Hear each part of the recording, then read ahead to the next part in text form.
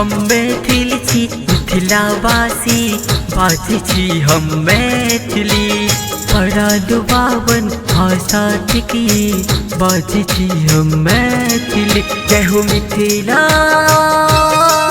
जय हो मैथिली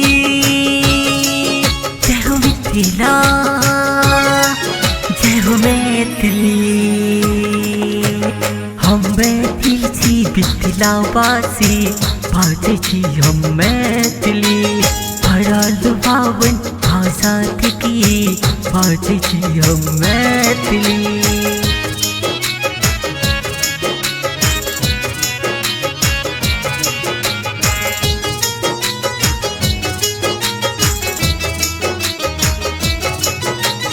भाग हमर बांध बनल मिथिला के यौ चाँद बनल पवित्र भूमि माँ जानकी के सुंदर मिथिला धाम बनल।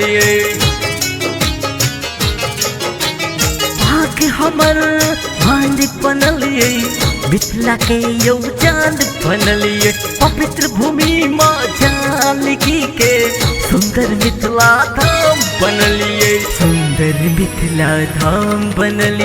हम मैथिल छी मिथिलावासी बाजै छी हम मैथिली बड़ा लुभावन भाषा थिकी बाजै छी हम मैथिली।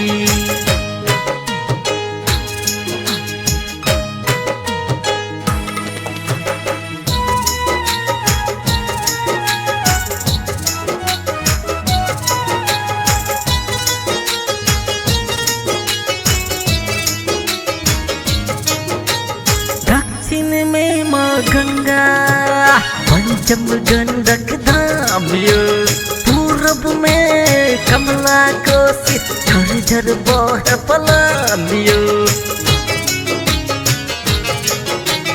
दक्षिण में माँ गंगा पंचम गंडक धाम पूरब में माँ कमला झरझर बहे पलान झरझर बहे पलान। हम मैथिल छी मिथिलावासी बाजै छी हम मैथिली बड़ा लुभावन भाषा थिकी बाजै छी हम मैथिली।